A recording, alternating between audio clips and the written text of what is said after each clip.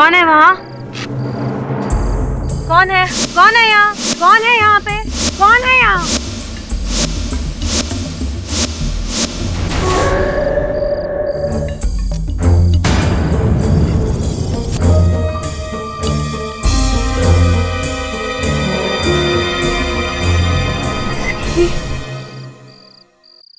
सिकंदर कहाँ है तू? सामने आ। आखिर तूने अपनी औकात दिखाई ही दी ना सिकंदर। सिकंदर क्या हुआ राधा? ये देखो। राधा चिल्लाओ मत, शो चल रहा है। आपको अपने शो की पड़ी है। 1000 बार मना कर चुकी हूँ सिकंदर को, तब भी वो मेरे पीछे आ रहा है। आज तो उसने हद कर दी। वो मेरे टेंट के अंदर झांक रहा था। क्या? सिकंदर ने ऐसा किया? मेरे सामने लाओ उसे।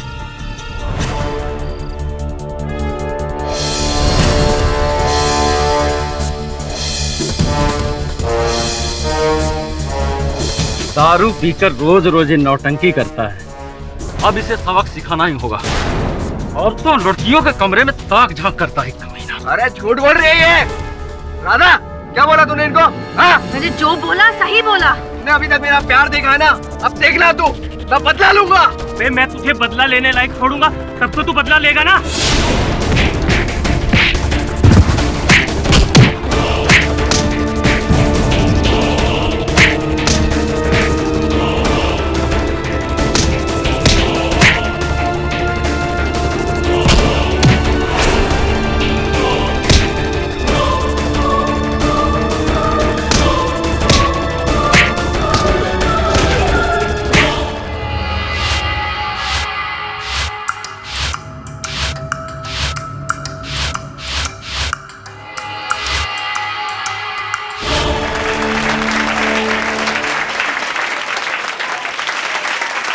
ये जोरदार तालियां इस हमारे कलाकार के लिए। मैं पेश करने जा रहा हूं हमारी सबसे बड़ी शान, जिसकी खूबसूरती पर मर मिटने का दिल चाहता है। सबसे बड़ी कलाकार राधा।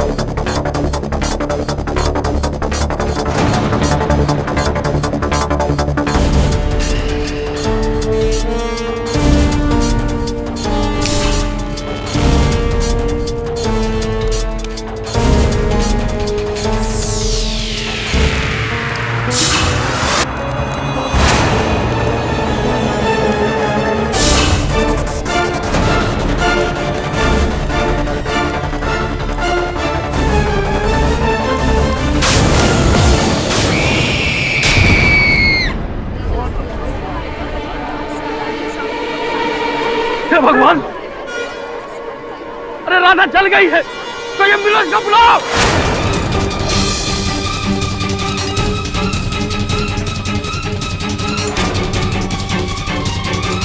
अब बुलाने से कोई फायदा नहीं। केडी साहब, प्लीज मैं आपके आगे हाथ जोड़ती हूँ, मेरे सिकंदर को बचा लीजिए। अच्छा, आपका सिकंदर? केडी सर, सिकंदर बिल्कुल निर्दोष है। उसको फंसाया गया है सर, सिर्फ इस बिना पे कि सिकंदर ने राधा को मारने की धमकी दी थी। पुलिस उसको उसका हथियारा समझ रही है। किस कारणवश धमकी दी थी सिकंदर जी ने?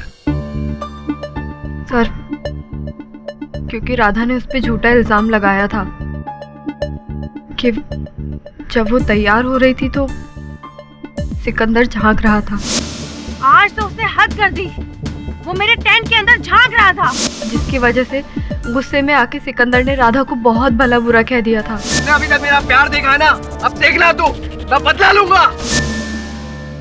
विचित्र बात है कि आप एक ऐसे व्यक्ति का साथ दे रही हैं जो महिला के कक्ष में ताक झांक करता है। नहीं सर, सिकंदर ऐसा नहीं है। मैं उसे बचपन से जानती हूँ और इसीलिए उसका साथ दे रही हूँ। सर, राधा शो की स्टार थी। उसकी मौत की वजह से तमाशा कंपनी बंद हो जाएगी, इसलिए ये लोग सब गुस्से में आके सिकंदर के ऊपर इल्जाम डाल रहे हैं। तो किस प्रकार से राधा जी स्टार बनी, कैसे करतब दिखाती थी? सर, राधा आग का खतरनाक करतब दिखाया करती थी जो लोगों को बहुत पसंद आता था। और आप क्या करती हैं? मतलब किस प्रकार के करतब करती हैं? सर, मैं रस्सी पे चलने का करतब दिखाती हूँ। केली सर, मैं आपके आगे हाथ जोड़ रही हूँ, आप प्लीज सिकंदर को बचा लीजिए। देखिए, आप हाथ मत जोड़िए, मैं मिल लेता हूँ सिकंदर से जाकर। तो तुम उस तमाशे की कंपनी में क्या तुम भी करतब करते हो? नहीं सर, मैं ड्राइवर था। सुना है कि राधा जी के साथ कोई विवाद चल रहा था, तुम्हारा अनबन चल रही थी, किस कारण से था ये? विवाद नहीं था सर, मैं तो राधा से प्यार करता था, लेकिन वो थी कि मुझे अपनाने के लिए तैयार ही नहीं थी। लेकिन मैंने उसकी हत्या नहीं की साहब, और मुझे जिंदगी भर इसी बात का अफसोस भी रहेगा। उसके साथ जो कुछ भी हुआ वो बिल्कुल सही हुआ, होना ही चाहिए था। अच्छा, तुम्हारे इस नेक सोच के बारे में आगे चर्चा करते हैं। ये बताओ कि वो जो दूसरी लड़की है, क्या नाम है, गुल, उसके साथ भी संबंध है तुम्हारा? किस प्रकार का संबंध है? साहब, मैं और गुल बचपन के दोस्त हैं, हम लोग एक ही मोहल्ले में रहते थे। वो काफ़ी ख्याल रखती है मेरा, और इस कंपनी में नौकरी भी मुझे गुल ने ही दिलवाई थी। अगर तुम निर्दोष हो तो मैं तुम्हें बचा लूंगा, लेकिन अगर तुम मुझसे झूठ बोल रहे हो और मैंने ये पाया कि तुम दोषी हो, तो तुम्हें आजीवन कारावास से कोई नहीं बचा पाए। समझ रहे हो तुम मेरी बात? जी। योर ऑनर, आज के समय में प्यार के मायने बदल चुके हैं। प्यार में लोग इतना अंधा हो जाते हैं कि प्यार में नकारे जाने पर अपने प्यार को नुकसान पहुंचाने के लिए भी ये लोग बिल्कुल सोचते नहीं हैं। और ऐसे कई वाकये हमारे सामने आजकल बहुत आ रहे हैं। ये सिकंदर है, तमाशा करने वाली एक कंपनी में ये ड्राइवर की नौकरी करता है, और उसी कंपनी की एक लड़की राधा, जिसकी हत्या का आरोप इस पर है, जिसे ये एक तरफा प्यार करता था। हत्या की शाम को सिकंदर राधा को कपड़े तैयार होते हुए झांक रहा था।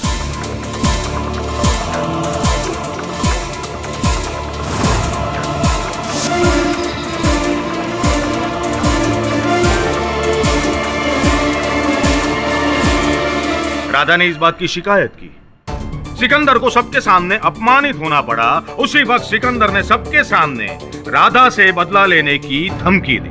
अभी तक मेरा प्यार देखा है ना, अब देखना तू, मैं बदला लूंगा। उसी शाम को एक तमाशा करते वक्त हादसे के रूप में राधा की हत्या हो गई। योर ऑनर, जिस घटना को हादसे की शक्ल दी गई है, दरअसल वो हादसा नहीं बल्कि एक सोची समझी साजिश है जो इस सिकंदर ने रची थी।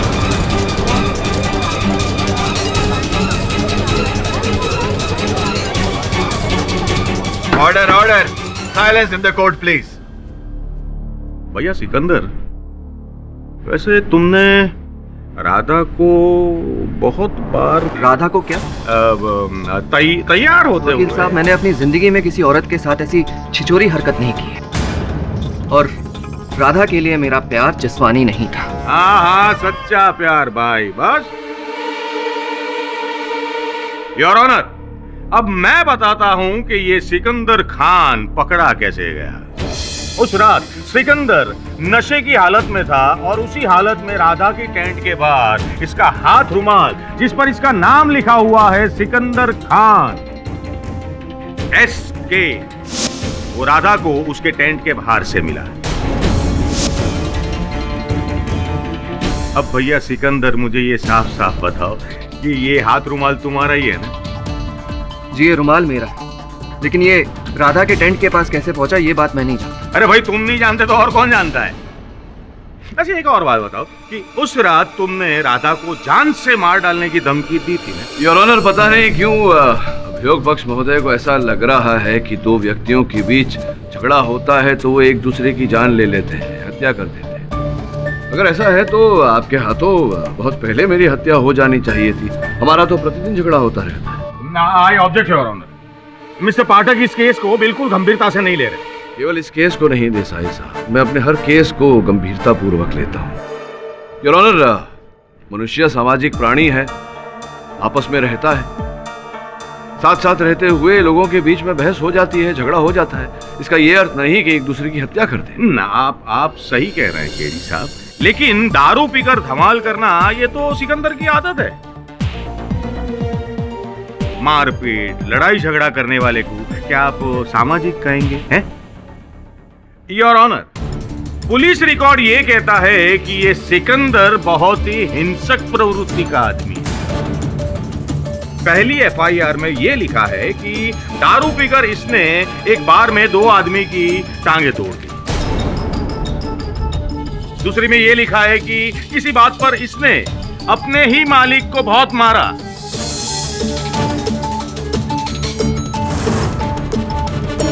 देसाई साहब, मैं मानता हूं कि एक समय पर सिकंदर गुंडा था, लेकिन वो पुरानी बात है। पुरानी कहानी दोहरा के कोई लाभ तो है नहीं। क्या आपके पास कोई ऐसा साक्षी है या साक्ष्य है जिससे यह प्रमाणित हो कि सिकंदर ने हत्या की है या हत्या करने का प्रयास भी किया? देखिए पाठक साहब, इस वक्त तो मेरे पास कोई सबूत नहीं है। इनके पास कोई सबूत नहीं है? नहीं। हाँ योर ऑनर, लेकिन मेरे पास एक सबूत है जिसकी वजह से यह साबित हो जाएगा कि राधा की हत्या की साजिश सिकंदर ने ही रची थी। योर ऑनर, सबसे पहले मैं अदालत को यह बताना चाहता हूं कि जो करतब करते समय राधा की हत्या हुई, वो करतब करते कैसे। योर ऑनर, अब मैं फॉरेंसिक एक्सपर्ट डॉक्टर रस्तोगी को कटघरे में बुलाने की इजाजत चाहूंगा। डॉक्टर साहब, राधा जिस बोतल से करतब दिखाती थी, क्या सही मायनों में उस बोतल में मिट्टी का तेल था? नहीं, उस बोतल में मिट्टी का तेल नहीं बल्कि डीजल था।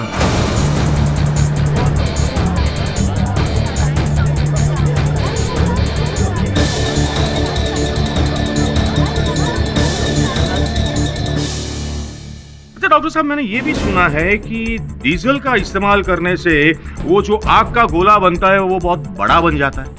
जी हाँ, आपकी बात बिल्कुल सही है ना?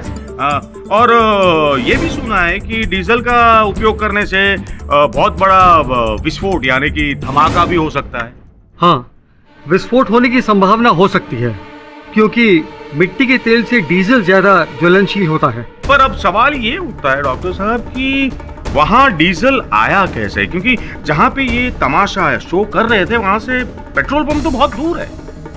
तो योर ऑनर, अब मैं बताता हूं कि डीजल आया कहां से। डीजल उस वैन से आया जिस वैन में पूरी टीम ट्रैवल करती थी और जिस वैन का ड्राइवर सिकंदर था।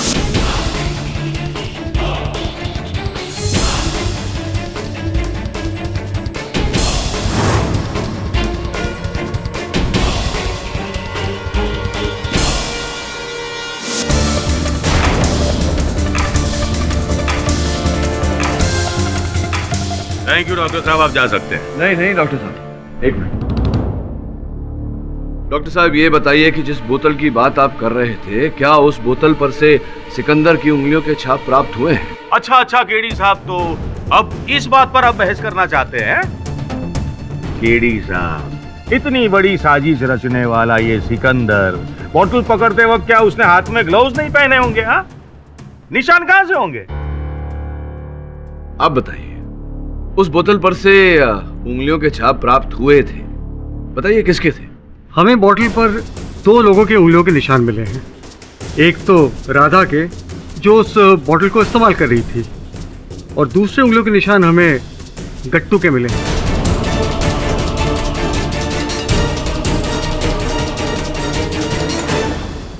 योर ऑनर, गट्टू जो उसी कंपनी में काम करता है जिस करतब को करते समय राधा के साथ ये दुर्घटना घटी, उस करतब से सिकंदर से गट्टू परिचित, उसे मैं कटघरे में बुलाने की अनुमति चाहता। तो गट्टू जी, उस कंपनी में क्या करते हैं आप, क्या काम करते हैं? करतब के दौरान उपयोग में लाई जाने वाली चीजों की जिम्मेदारी मेरे ऊपर है। अच्छा, तो ये आग का जो करतब था जिसे करते समय राधा के साथ दुर्घटना घटी, उसमें जो सामान उपयोग में लाया जाता है उसकी व्यवस्था भी आप ही करते हैं। इसका ये अर्थ हुआ कि उस बोतल में मिट्टी के तेल की जगह डीजल भी आप ही ने डाला।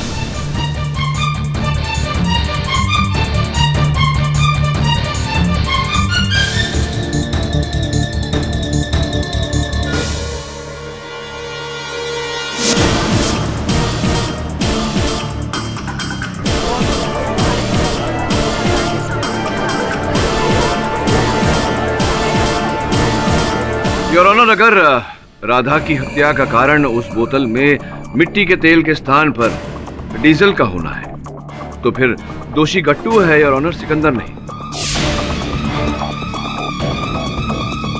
क्योंकि उस बोतल में डीजल गट्टू ने डाला। गट्टू राधा को क्यों मारेगा? राधा को मारने में उसका क्या फायदा? केडी साहब, बेवजह किसी को कोई मारता नहीं है। देसाई साहब, कारण है गट्टू के पास राधा की हत्या करने का। योर ऑनर, वास्तविकता में गट्टू राधा को मारना नहीं चाहता था। राधा के साथ कोई मनमुटाव नहीं था इनका। ये किसी और से बदला लेने के लिए इन्होंने राधा को मोहरा बनाया। हाँ, क्यों गट्टू, सही कह रहा हूँ? केडी साहब, आप क्या बोल रहे हो? आपको पता है कुछ? जी जी, मैं जानता हूँ मैं क्या कह रहा हूँ। मैं ये कह रहा हूँ देसाई साहब की हत्या बदला की मंशा से की गई।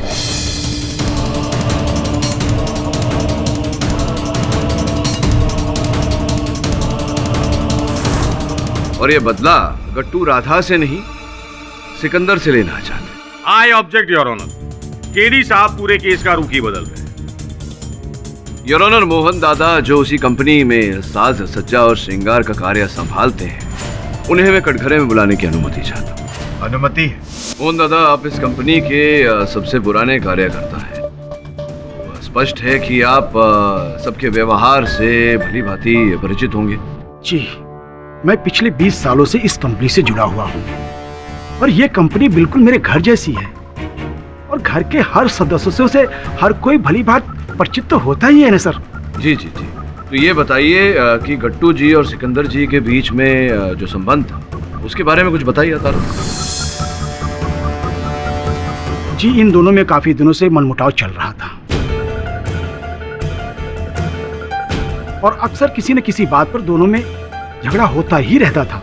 लेकिन ये झगड़ा अक्सर हाथापाई तक ही सीमित था, क्योंकि सिकंदर अधिक शक्तिशाली है और गुस्सैल भी, इसलिए सिकंदर गट्टू पर हमेशा भारी पड़ता था। तो इन दोनों के बीच अंतिम बार हाथापाई कब हुई थी, याद है आपको, स्मरण है? जिस दिन राधा के साथ ये हादसा हुआ उससे एक दिन पहले सिकंदर और गट्टू में बहुत बुरी तरह से लड़ाई हुई थी। उसमें गट्टू को सिकंदर ने बहुत बुरी तरह से पीट भी दिया था।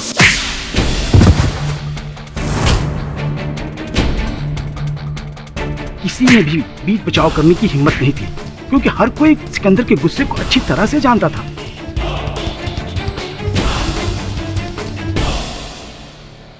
तुम दोनों सुधर जाओ, वरना तुम दोनों को बाहर निकाल दूंगा।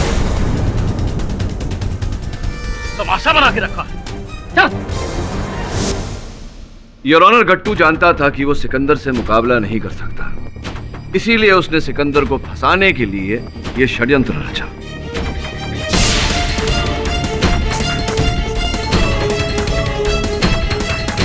सिकंदर ने राधा को जान से मार देने की धमकी दी थी और इसी बात का लाभ उठाते हुए गट्टू ने राधा को मारने की योजना बनाई। उसने उस बोतल में से मिट्टी का तेल निकालकर उसमें डीजल डाला। जज साहब, ये झूठ है। मैंने बोतल में मिट्टी की तेल की जगह ऑर्डर ऑर्डर, आपको जो कुछ भी कहना है कटघरे में आके कहिए। मैंने बोतल में मिट्टी के तेल की जगह डीजल जरूर भरा था, लेकिन मैंने राधा का खून नहीं किया। जज साहब, उस दिन अचानक से मिट्टी का तेल खत्म हो गया और करतब दिखाना जरूरी था, इसलिए मैंने ये सब किया और मैंने राधा को सब कुछ सच बता दिया था। आपको क्या लगता है, जब राधा ने डीजल मुंह में डाला होगा तो क्या उसे पता नहीं चला होगा?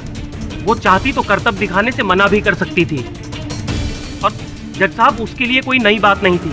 आज से पहले भी वो कई बार ये सब कर चुकी थी।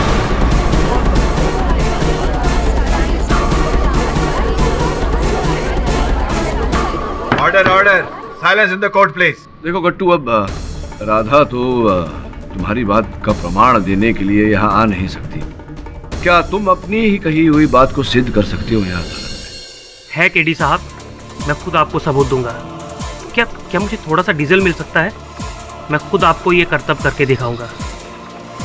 देखो गट्टू, ये कोई हास्यमय नाटक नहीं चल रहा, बहुत ही गंभीर विषय है। यही करतब करते करते राधा की जान गई है, ये मत भूलो तुम। केडी साहब, अगर आज मैंने आपको सबूत नहीं दिया तो मेरी सारी जिंदगी सलाखों के पीछे कटेगी। आप मुझ पर भरोसा रखिए, कुछ भी नहीं होगा। योर ऑनर, अगर आपकी अनुमति हो तो डीजल का प्रबंध किया जाए।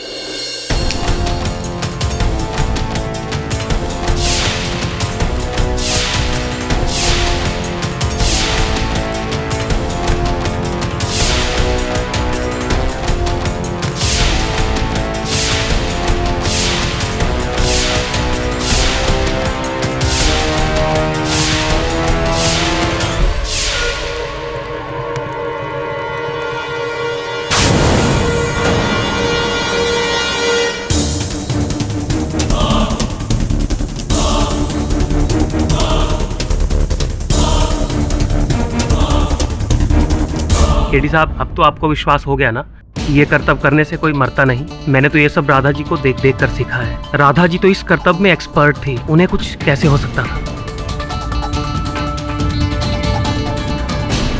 इस अदालत में यह साबित हो चुका है कि मिट्टी के तेल की जगह डीजल का प्रयोग करने से कोई भी जानलेवा हादसा नहीं हो सकता है। इसलिए इस अदालत को जब तक हादसे के सही वजह मालूम नहीं होते, तब तक यह अदालत कोई भी निर्णय नहीं ले सकती है। मैं कल तक के लिए अदालत को बर्खास्त करता हूं। क्यों तुमने मुझे सिकंदर की सच्चाई से अनजान रखा? क्यों नहीं बताया कि वो हिंसक प्रवृत्ति का व्यक्ति है, उसके विरुद्ध एफआईआर दर्ज है पुलिस में? ये सब बताना चाहिए था तुम्हें। केडी सर, मैं सिर्फ इतना जानती हूँ कि सिकंदर ने राधा का खून नहीं किया। हाँ, वो थोड़ा गुस्सैल है, लेकिन मैं उसे बचपन से जानती हूँ, वो किसी का खून नहीं कर सकता। सर प्लीज आप मेरी बात का यकीन करिए। एक्सक्यूज मी सर, ये टेंट के अंदर की तस्वीर है। सर, हादसे के बाद पुलिस ने टेंट को सील कर दिया था, इसलिए टेंट वैसा ही है जैसे उस रात था। सर, मुझे उस टेंट में कुछ नहीं मिला, इसलिए ये तस्वीरें मैंने खींच ली। क्या हुआ सर? आइए, ओके, सब ठीक है? एक और वो लड़की गुल है जो सिकंदर से इस हद तक प्रेम करती है कि उसको बचाने का हर प्रयास कर रही है। यानी कि प्रेम एक जीवन बचाने का प्रयास कर रहा है। तो दूसरी ओर सिकंदर है जो राधा से प्रेम करता था, जिस पर राधा की हत्या का आरोप है। यानी कि प्रेम के चलते हत्या का आरोप। बहुत बड़ी गुत्थी हो रही है। सर, अब हमें क्या करना होगा? करना क्या होगा ये तो तभी पता चलेगा जब ये पता चलेगा कि राधा की मृत्यु का कारण क्या है, जो हमें सिर्फ डॉक्टर रस्तोगी बता सकते हैं।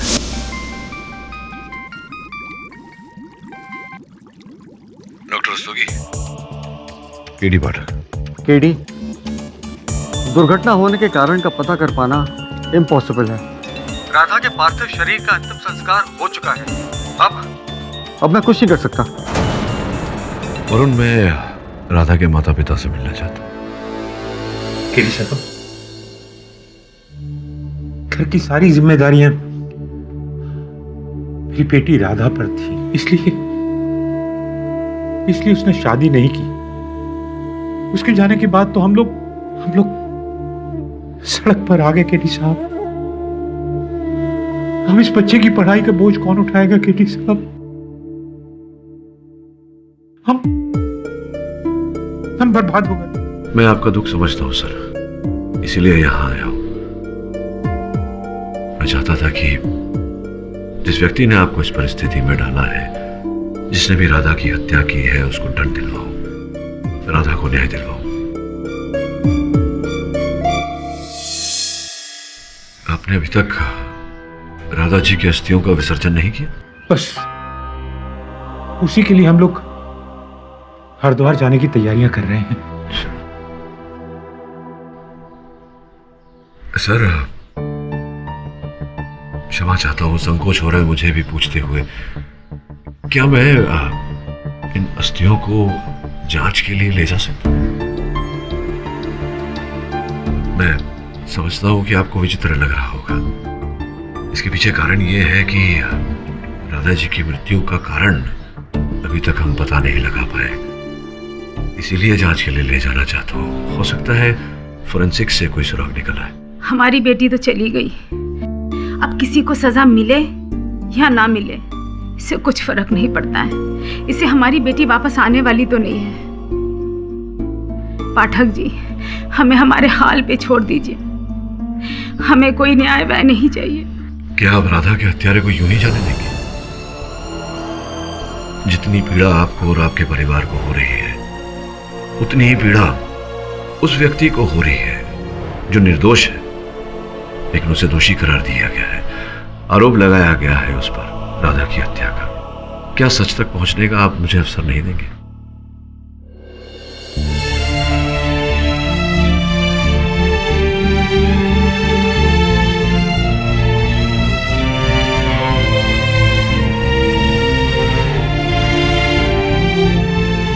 केडी साहब, मैं चाहता हूं कि मेरी बेटी के हत्यारों को कड़ी से कड़ी सजा मिले।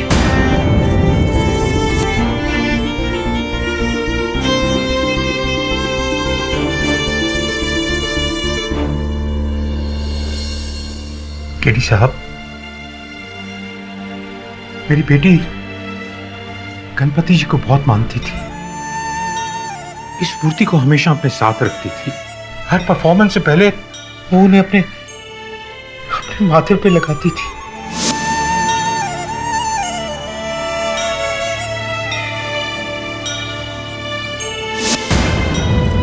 लेकिन गणपति जी भी उससे नहीं बचा पाए।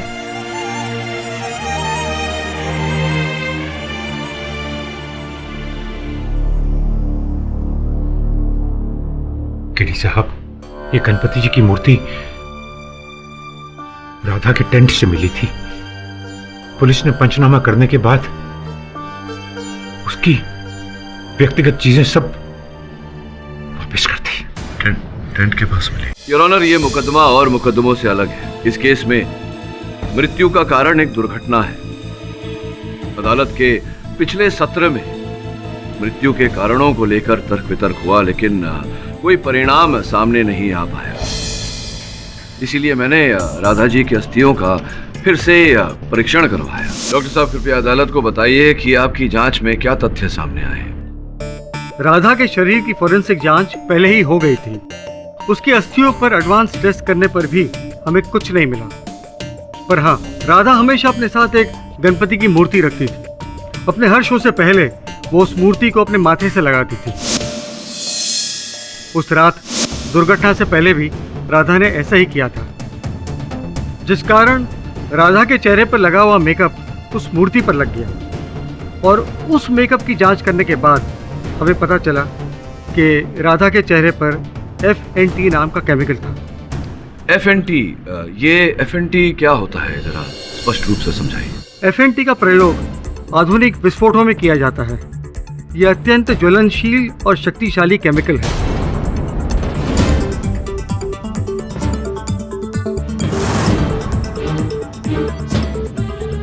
आग के कारण राधा के शरीर में सबसे ज्यादा नुकसान उसके चेहरे को पहुंचा था। इस आधार पर हम ये कह सकते हैं कि उसके चेहरे पर ये FNT केमिकल लगा हुआ था। ऑब्जेक्शन योर ऑनर, ये FNT या जो भी केमिकल है, तो प्रश्न ये है कि ये राधा के चेहरे तक पहुंचा कैसे? अभी अदालत के सामने गुड्डू ने जो करतब करके दिखाया, जो उसके कहने के मुताबिक वो राधा जितना एक्सपर्ट नहीं है, फिर भी उसके चेहरे या शरीर के किसी भी अंग पर आग नहीं लगी, तो प्रश्न ये है कि ये आग राधा के चेहरे तक पहुंची कैसे? योर ऑनर, मैं जानता था कि अदालत में यह प्रश्न अवश्य उठेगा, और इस प्रश्न का उत्तर मैं एक प्रयोग द्वारा देना चाहूंगा। Permission granted.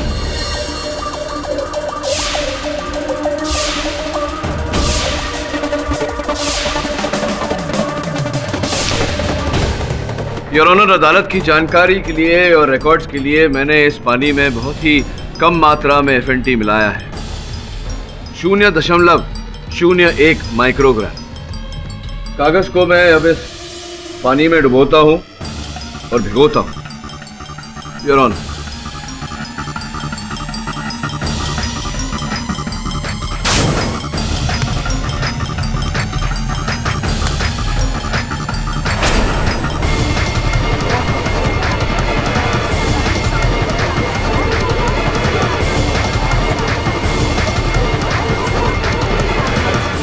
Order, silence in the court please. Your honour, doctor साहब अब इस थ्योरी को विस्तार में समझाएंगे। डॉक्टर साहब प्लीज। FNT एक ऐसा ज्वलनशील केमिकल है जिसे आग के सीधे संपर्क में आने की जरूरत नहीं है। इसे जलने के लिए 60 डिग्री टेम्परेचर की जरूरत होती है। योर ऑनर, जिस समय राधा करतब दिखा रही थी उसके आसपास का तापमान अधिक बढ़ गया था। तापमान 60 डिग्री के ऊपर जाते ही राधा के चेहरे ने आग पकड़ ली, क्योंकि उसके चेहरे पर अधिक मात्रा में ये रसायन लगा था। अभी अभी आपने इस प्रयोग में देखा कि इतनी कम मात्रा में भी ये रसायन कितना खतरनाक हो सकता है। डॉक्टर रस्तोगी, ये केमिकल इतना खतरनाक है तो फिर ये मुलजिम के पास पहुंचा कैसे? भाई ऐसा तो नहीं है कि ये सब्जी की तरह है कि मार्केट में कहीं भी मिल जाए, है? आप ठीक कह रहे हैं, पर ये हमारा दुर्भाग्य है कि काले बाजार में इस तरह की घातक चीज उपलब्ध है और थोड़े से ज्यादा दाम देने पर ये किसी को भी आसानी से मिल सकती है। योर ऑनर, प्रश्न ये उठता है कि राधा जी के मुख पर ये FNT आया कैसे, पहुंचा कैसे? अब स्वयं तो वो इतना ज्वलनशील पदार्थ अपने मुख पर लगाएगी नहीं। इसके बारे में जानकारी प्राप्त करने के लिए मैं गुल, जो उसी कंपनी में है, उनकी सहेली थी, उन्हें मैं कटघरे में बुलाने की अनुमति चाहता। योर ऑनर, गुल उसी तमाशे में करतब दिखाती है। राधा जी के करतब इनके करतब से जरा विपरीत है। जहां राधा जी आग से खेलती थी वहां गुल रस्सी पर चलती है। ये बताइए कि राधा जी मंच पर जाकर करतब करने से पहले क्या उनकी चर्या रहती थी, क्या क्या करती थी? खुद को तैयार करने में वो सबसे ज्यादा समय लगाया करती थी।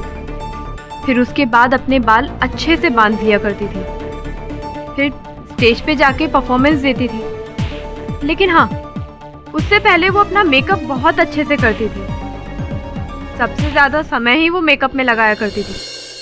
सबसे अधिक समय योर ऑनर राधा जी को श्रृंगार करने में लगता था। उनके कक्ष से हमने उनका मेकअप का सामान प्राप्त किया, जिसके फोरेंसिक्स जांच के बाद ये पता चला है कि भारी मात्रा में उसमें FNT रसायन मिला हुआ था। योर ऑनर, फोरेंसिक्स की रिपोर्ट आपकी मेज पर है।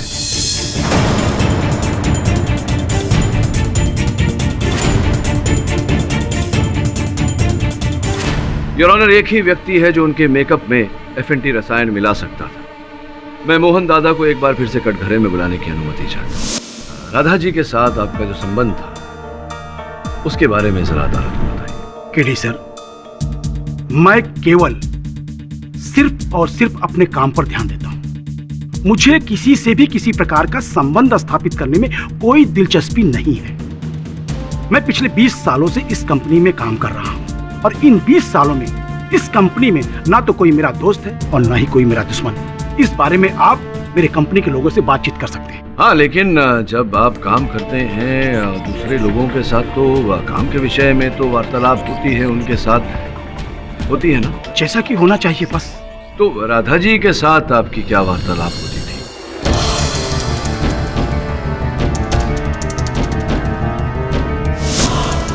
क्या ये सच नहीं है कि राधा जी और आपकी बिल्कुल नहीं बनती थी और कोसती थी वो आपको? इस बात को लेकर कई बार आप दोनों के बीच बहस भी हुई है, झगड़ा भी हुआ है। केडी सर, आपकी जानकारी बिल्कुल सही है।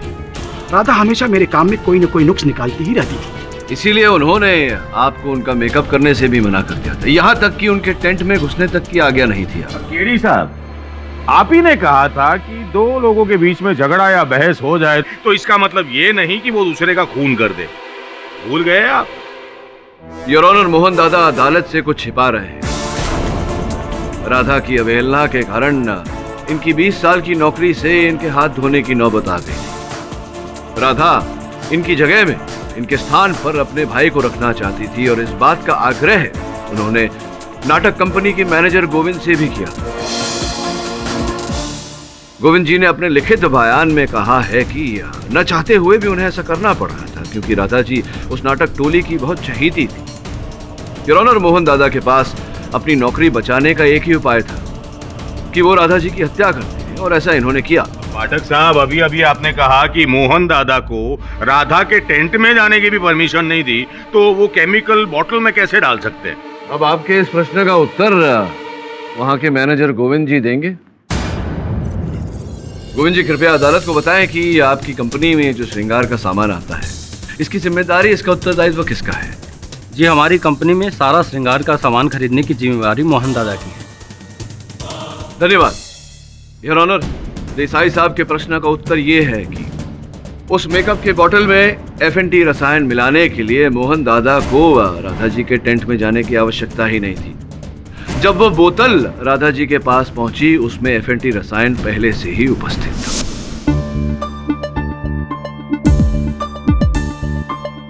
अबे,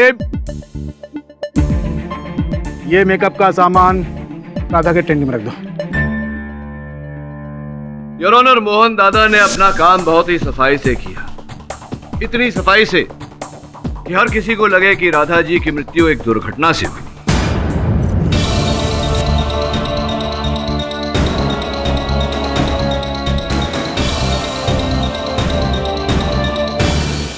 ये क्या बकवास कर रहे हैं आप?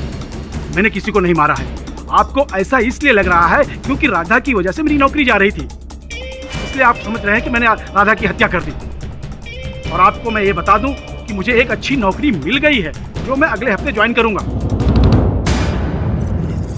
योर ऑनर, मुझे एक टीवी सीरियल बनाने वाली कंपनी में काम मिल गया है।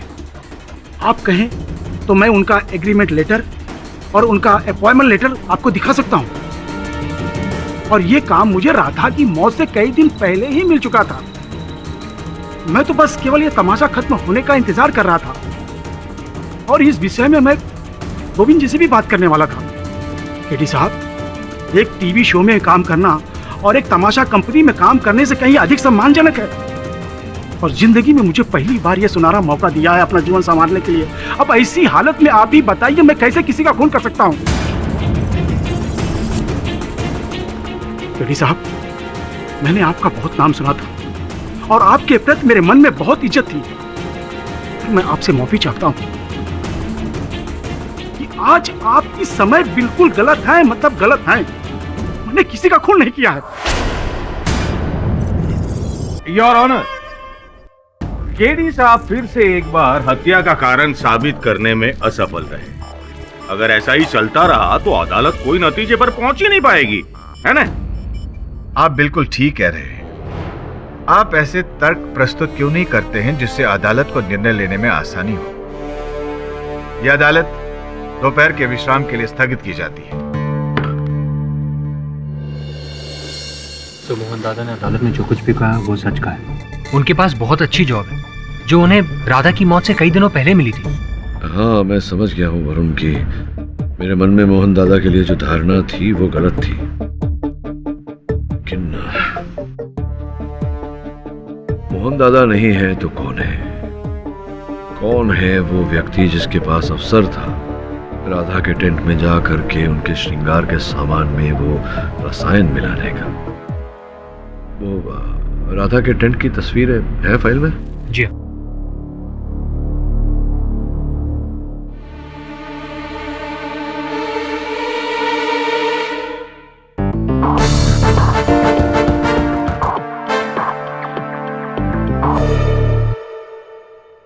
अच्छा, योर ऑनर, ये तो तय है कि राधा जी के श्रृंगार के सामान में वो FNT उसी दिन मिलाया गया था जिस दिन ये दुर्घटना घटी। उस दिन के घटना क्रमांक को एक बार फिर से दोहराते हैं। टेंट में तैयार हो रही राधा जी को यह आभास हुआ कि कोई उन्हें तैयार होता हुआ देख रहा है।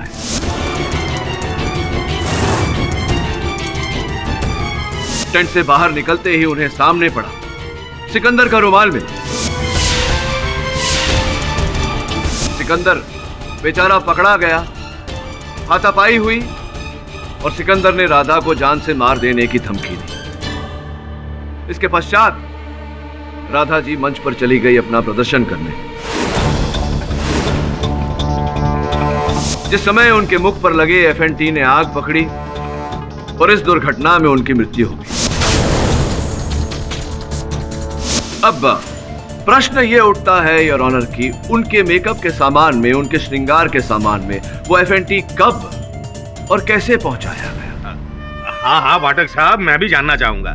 केवल आप ही के लिए इस प्रश्न का उत्तर दे रहा हूं देसाई साहब। योर ऑनर, राधा जी के श्रृंगार के सामान में FNT तब पहुंचाया गया जब सब राधा जी के टेंट के बाहर थे और बाहर सिकंदर की पिटाई हो रही थी।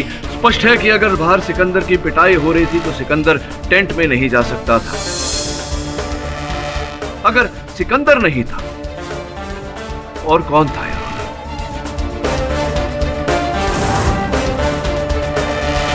जिसका यह अर्थ निकलता है कि राधा जी को जब आभास हुआ कि कोई उन्हें तैयार होता हुआ देख रहा है, वो व्यक्ति सिकंदर नहीं था यार, बल्कि हत्यारा था।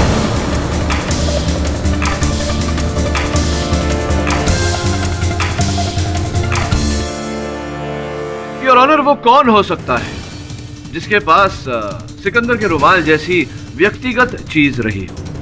और क्या उस रुमाल को वहां डालकर वो सिकंदर को फंसाना चाहता था? एक मिनट पाठक साहब, तो फिर सिकंदर का रुमाल वहां पर कैसे पहुंचा? छोड़ा नहीं देसाई साहब, गिर गया था रुमाल, वहां छूट गया था, हड़बड़ाहट। अच्छा, मतलब हत्यारा सिकंदर से प्यार करता था, जो उसका हाथ रुमाल जिसे आपने व्यक्तिगत वस्तु कहा था, उसको लेकर हत्या का प्रयास करने आया था, है? क्या बात है देसाई साहब, उचित बात कही है आपने। जी नहीं, हत्यारा सिकंदर से प्यार करता था। क्षमा चाहता हूं योर ऑनर, प्यार करती थी। योर ऑनर, एक स्मृति चिन्ह के रूप में, एक सुवेनियर के रूप में हत्यारे ने इनका रुमाल, सिकंदर का रुमाल अपने पास रखा था। योर ऑनर, जिस समय राधा जी अपने टेंट से बाहर आई और शोर मचाना शुरू किया, उसी समय हत्यारा राधा जी के टेंट में गया और उनके श्रृंगार के बोतल में FNT मिलाई। ये कुछ चित्र है राधा जी के मृत्यु के बाद लिए गए उनके टेंट के चित्र है योर ऑनर। योर ऑनर, अक्सर कहा जाता है कि हत्यारा कोई न कोई सुराग अवश्य छोड़ जाता है। इन दृश्यों को आप अगर ध्यान से देखें तो देखेंगे कि टेंट के द्वार पर वेलक्रो लगा हुआ है योर ऑनर, और उस वेलक्रो पर एक महिला के बाल लगे हुए।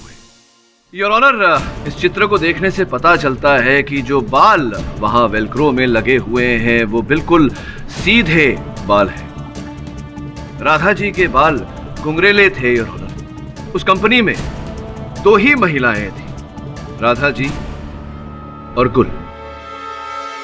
गुल, मैं जानता हूं कि आप बहाने बना सकती हैं कि वो बाल मेरे नहीं हैं, वो बाल कभी और लगे होंगे, लेकिन ऐसा कहने से पहले, बहाने बनाने से पहले मैं आपको बता देना चाहता हूं कि आपके बाल टेंट के उस द्वार से निकाल के फोरेंसिक्स की जांच के लिए भेज दिए गए हैं। प्रिलिमिनरी रिपोर्ट ये कहती है कि वो बाल आप ही के। दूसरी बात, वो टेंट नया नया आया था वहां, और जब से वो टेंट वहां लगा था, क्योंकि आपकी राधा जी के साथ बनती नहीं थी, आपको उस टेंट में जाने की अनुमति नहीं थी। जब आप टेंट के अंदर ही नहीं थे तो बाहर निकलते वक्त आपके बाल वहां कैसे लग सकते हैं? कहना चाहती हैं आप कुछ न्यायाधीश महोदय?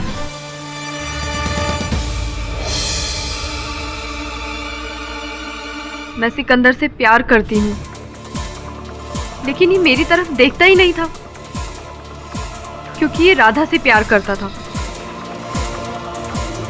जज साहब, मैं सिकंदर को बचपन से जानती हूँ। मैं इससे शादी करना चाहती थी, घर बसाना चाहती थी, लेकिन राधा ने मेरे सारे सपने तोड़ दिए। उसकी गलती की सजा सिर्फ मौत थी, जो मैंने उसे दे दी।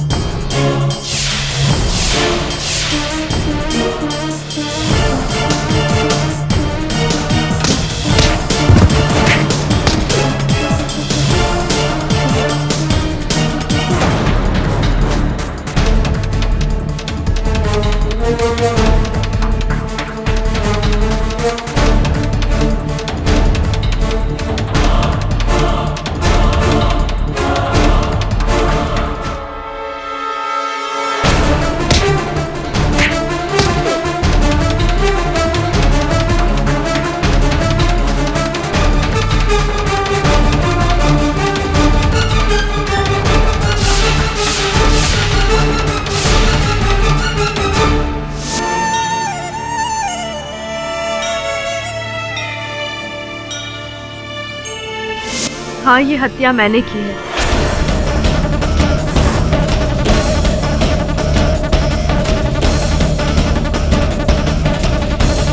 सिकंदर निर्दोष है।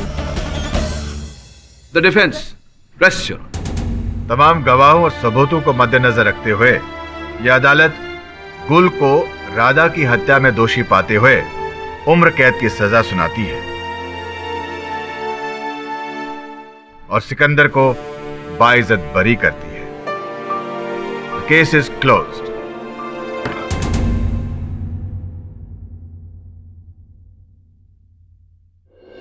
भले। हाँ, लेकिन देसाई साहब, एक ये जो अदालत में वो आग का गोला, करतब और रस्सी पे चलना इत्यादि इत्यादि जो करतब दिखाए गए हैं, ये आप घर पर प्रयोग न करिए। नहीं, क्योंकि ये करतब जो है जानकारों द्वारा की गई है बड़ी सावधानी से। आप भी घर पर इन्हें करने का प्रयोग ना करें।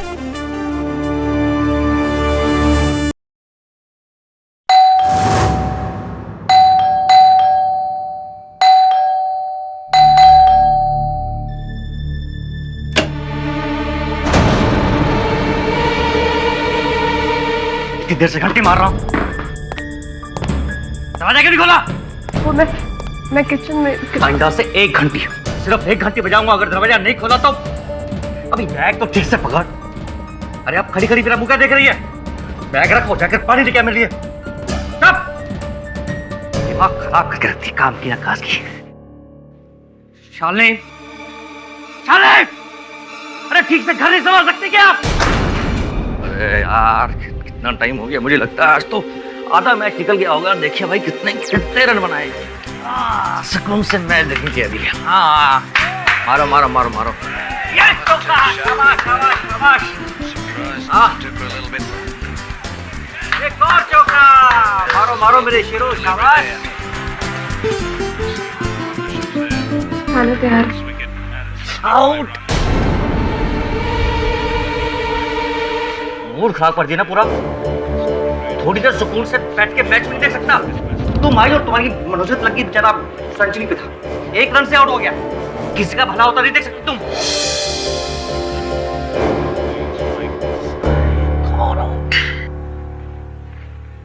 मैंने सोचा खाना तैयार था तो परोस देती, फिर बर्तन साफ कर लेते। आराम करना है? दिन भर क्या करती हो तुम? दिन भर आराम कर करके तुम्हारा जी नहीं भरता? एक दिन आदमी घर पे जल्दी आ गया, थोड़ी देर सुकून से टीवी देख लिया तो तुम्हारे कलेजे में जन्म बच गई। अरे तुम तो बैठी रहती हो यहाँ पर आराम से घर में। अरे तुमको क्या पता आदमी कितना काम करता है बाहर गधे की तरह, तब जाके 4 पैसे आते हैं। अब मेरा मुंह क्या देख रही हो? बताओ ना, क्या बना है खाने में? आलू की सब्जी। आलू की?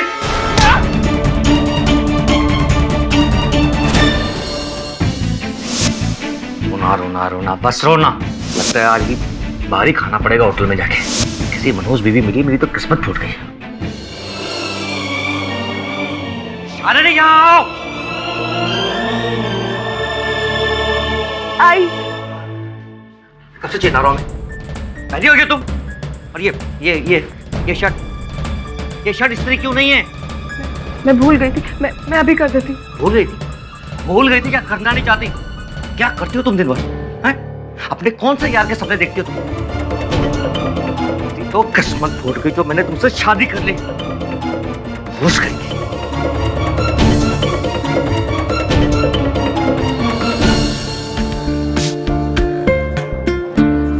क्या तू मुझे धमकी दे रहा है? मुझे? अबे तू मेरा बाल भी बांका नहीं कर सकता। और सुन, होगा वही जो मैं चाहूंगा और तू वही करेगा जो मैं कहूंगा तुझे करने के लिए। तेरी जान मेरी मुट्ठी में है, मैंने मुट्ठी कस दी ना तो जान से जाएगा। बोलना नहीं इस बात को, समझा क्या? चला फोन रख। जी सर। आइस क्यों नहीं इसमें आइस क्यों नहीं है? अब सर अभिला है सर। अरे झक मारने के लिए खुला है, जब सर्विस नहीं दे सकते। ये लीजिए। सॉरी सर, आप फिर दूसरा बना।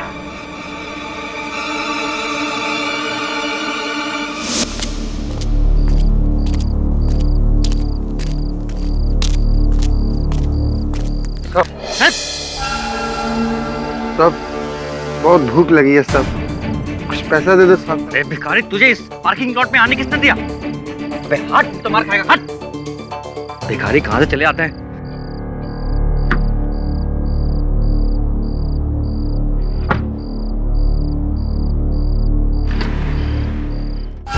सब तू फिर आ गया? कुछ तो दे दो साहब। जा तू यहाँ से। सब कुछ तो दे दो। भिखारी कहीं का।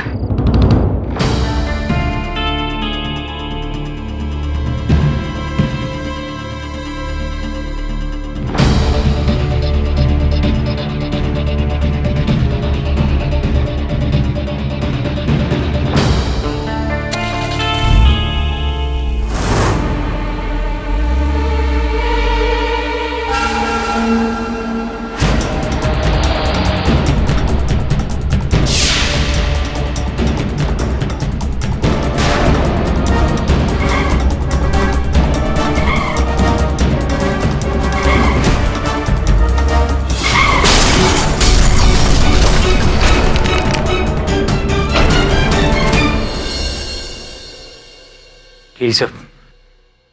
अरे आइए वरुण सर, 12 बजे ऑफिस आ रहे हैं? क्या बात है, आपके चेहरे पर 12 क्यों बजा हुआ है? सर मैं आपसे किसी को मिलवाना चाहता हूँ, मेरे स्कूल के मास्टर जी आए। आई सर। नमस्कार नमस्कार। Sir Bhagirath Desai sir, KD sir. आइए, बिराजिए ना।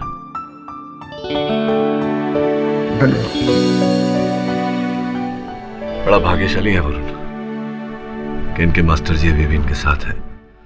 बरसों से मैं अपने मास्टर जी को खोजने का प्रयास कर रहा हूँ, पर दुर्भाग्यवश मिले नहीं। चाहे नहीं बेटा, रहने दो। मैं आपसे मदद मांगने आया हूँ। जी कहिए ना, क्या कर सकता हूँ? एक्चुअली मास्टर जी गुजरात के जामरावल गांव से आए। इनकी बेटी शालिनी जी पर उनके पति हेमंत त्रिवेदी के खून का इल्जाम लगाया गया है। आपकी सुपुत्री का ससुराल वही है गुजरात में? लगन के बाद मेरी बेटी जमाई जी के साथ रहने के लिए मुंबई में ही आ गई थी, लेकिन मेरी बेटी अपने पति का खून नहीं कर सकती। मास्टर जी, कई बार ऐसा हुआ है कि घरेलू झगड़ों में क्रोध के कारण या अकस्मात ऐसी घटना घट जाती है। आपको पूरा विश्वास है कि? मैंने अपनी बेटी को जो संस्कार दिए उन पर मुझे पूरा भरोसा है। मेरी बेटी में बहुत सहनशक्ति थी, वो ऐसा कदम कभी नहीं उठा सकती, कभी भी नहीं। बचा लीजिए शालिनी को। आप धीरज रखिए मास्टर जी, आपके संस्कारों का आदर करता हूं मैं मिलने चला जाता हूं आपकी सुपुत्री से, और अगर उनके दोषी होने में जरा सी भी शंका है तो मैं अदालत में उन्हें निर्दोष साबित कर दूंगा। आप बिल्कुल निश्चिंत रहिए।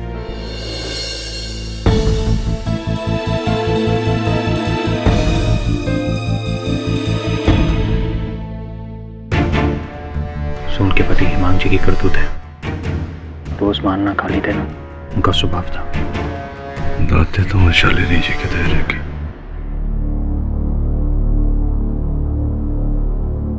शालिनी दीदी, ये मिस्टर केडी पाठक है, शहर के बहुत बड़े वकील हैं, यही आपका केस लड़ेंगे।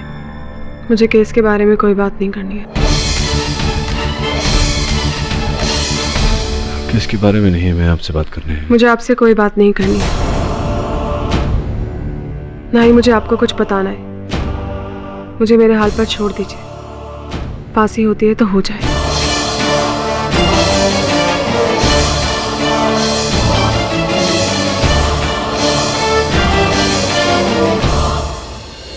सॉरी सर, इसलिए कह रहा था कि इनसे मिलने का कोई फायदा नहीं होगा। जब पुलिस ने इन्हें गिरफ्तार किया तब ये चुप थी, खून का इल्जाम लगा तब भी। लेकिन सर, मुझे पूरा यकीन है ये निर्दोष है।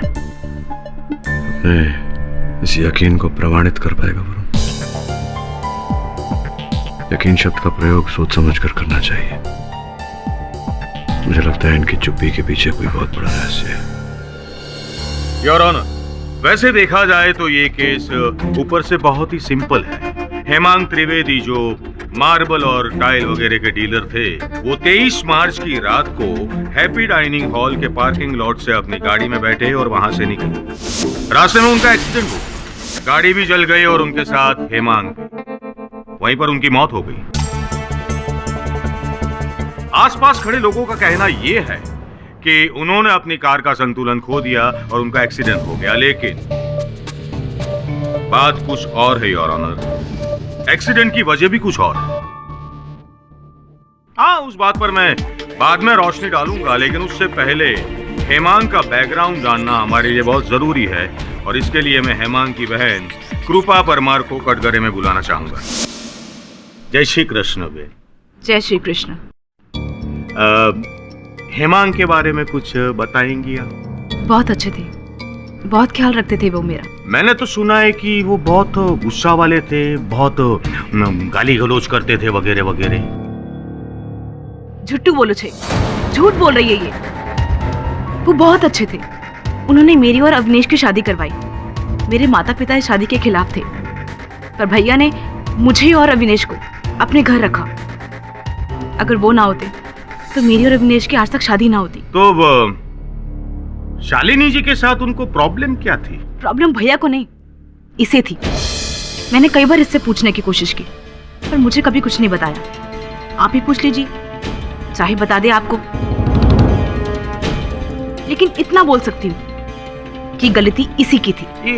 एक मिनट, इतने यकीन के साथ आप कैसे कह सकती? देखिए, भैया रोज शॉप पे चले जाते थे और ये मैडम, इसके तो पैर घर में टिकते ही नहीं थे।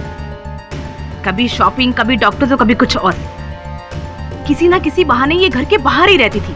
मुझे तो लगता है कि इसका जरूर किसी ना किसी के साथ चक्कर होगा।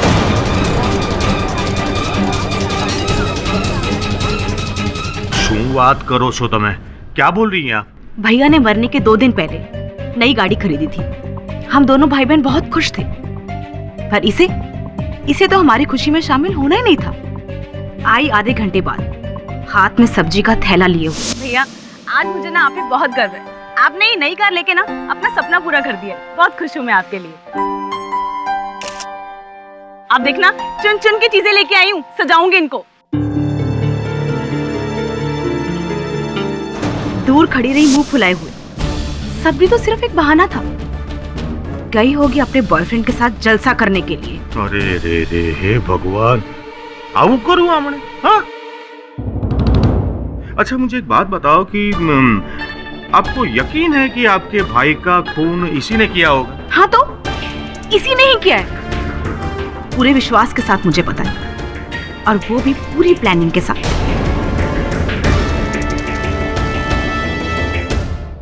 और उनके पास योर ऑनर वजह भी थी, क्योंकि शालिनी जी के अफेयर के बारे में उसके हस्बैंड को पता चल गया था। तो वो उन पर गुस्सा करते थे, उन्हें मारते थे, और शालिनी जी को गुस्सा आ गया और शालिनी जी ने इस इनहेलर में मिथॉक्सी नाम का जहर मिलाकर उनकी हत्या कर दी। मिलॉर्ड, ये इनहेलर पुलिस को मौका वारदात से मिला और फोरेंसिक रिपोर्ट जो कोर्ट में पेश की गई है उसमें साफ साफ लिखा है कि उनकी मौत मिथॉक्सिन नाम के जहर से हुई है जो इस स्ट्रिप में था, और ये स्ट्रिप इस इनहेलर में डालने का काम शालिनी जी करती थी। हाँ या ना? और मिलॉर्ड, शालिनी जी इस जहर के बारे में अच्छी तरह जानती थी, क्योंकि इन्होंने अहमदाबाद की SK Mangrolia medical college of science से B फार्मा की डिग्री ली है। सही है ये? तो इनको ये जहर के बारे में अच्छी तरह पता था। मिस्टर पाठक, आप गवाह से कुछ पूछना चाहते हो? जी नहीं योर ऑनर, इस समय इनसे कुछ नहीं पूछना चाहता, किंतु अभियोग पक्ष महोदय से एक प्रश्न करना चाहूंगा। कौन सी डिग्री हासिल की है आपने? पाठक साहब की ही बात करो तो। अरे वकील हूं तो फिर वकील की डिग्री तो हासिल की होगी ना। वकालत की, ऑफ कोर्स। तो मान लीजिए कि आपके पड़ोसी के साथ आपकी अनबन हो जाती है, हाथापाई हो जाती है, और उसी रात आपके पड़ोसी की हत्या हो जाती है चाकू घोंपकर। चाकू पर किसी की उंगलियों के निशान नहीं मिलते, तो क्या ये मान लेना उचित होगा कि आपने अपनी वकालत की डिग्री का दुरुपयोग करके अपने पड़ोसी की हत्या की? अरे योर ऑनर, कहने का तात्पर्य ये है कि जो दलील देसाई साहब ने प्रस्तुत की है अदालत में वो बहुत ही झिरझिरा है और उससे ये प्रमाणित नहीं होता कि ये हत्या मेरे मुवक्किल ने की है। अरे पर मिलॉर्ड, मिथॉक्सिन जहर का इस स्ट्रिप में होना ये काफी नहीं है? नहीं, काफी नहीं है मिस्टर पाठक। ये माइथॉक्सिन इतना जहरीला पदार्थ है कि 0.5 मिलीग्राम एक आदमी को मारने के लिए काफी है। नहीं, सत्य है, आपकी बात सत्य है। ये बात भी सत्य है कि मेरे मुवक्किल ने अपने पति को वो जहर नहीं खिलाया। योर ऑनर, थोड़ा सा पेचीदा है। माइथॉक्सिन एक ऐसा विष है जिसका सेवन करने से एक अलग प्रकार का रसायन फेफड़ों में पैदा हो जाता है, बच जाता है वहाँ। वही रसायन जो फोरेंसिक्स को मिला हेमांग जी के शरीर में, जिसके कारण वो कह रहे हैं कि उनकी हत्या माइथॉक्सिन से की गई। किंतु हमें ये नहीं भूलना चाहिए योर ऑनर कि वही रसायन अन्य विष का सेवन करने से भी पैदा होता है फेफड़ों में। तो ये पूरी तरह से संभव है कि उनकी हत्या माइथॉक्सिन के कारण न हुई हो, किसी और विष के कारण हुई। मिस्टर पाठक, ये मत भूलिए कि आपके मुवक्किल ने अपना गुनाह कबूल कर लिया है। गुनाह नहीं कबूल किया है, कहाँ कबूल किया? इन्होंने केवल मौन व्रत धारण किया है मिस्टर देसाई। हाँ, क्योंकि वो जानती है कि खून उन्होंने ही किया है। अच्छा, धर्म धुरंधर परम पूज्य मिस्टर देसाई, जय हो आपकी। नहीं, मतलब आपने मेरे मुवक्किल की मन की बात पढ़ ली, यूं ही। एक मिनट मिस्टर पाठक, आपको कैसे पता चला कि उसकी मृत्यु 1 घंटे बाद नहीं लेकिन 30 सेकंड में हुई है? अच्छा प्रश्न पूछा आपने। योर ऑनर, देसाई साहब के प्रश्न का उत्तर देने के लिए मैं सर्वप्रथम भिखारी बिरजू को कटघरे में बुलाने की अनुमति चाहता हूँ। अनुमति है? जी साहब, उस दिन अपन पार्किंग लॉट में भीख मांगने को गया था और उधर जो आदमी मरा ना साहब, उससे भी अपन भीख मांगा था। तो आपने पार्किंग लॉट में इन व्यक्ति से, इनसे आपने भिक्षा मांगी और उसी समय आपने फिर उन्हें वो दवा लेते हुए देखी, फुसफुस वाली दवा, और वो गाड़ी लेके निकले। गाड़ी लेके निकलने के बाद कितने समय के पश्चात, कितने समय बाद वो दुर्घटना घटी उनके साथ?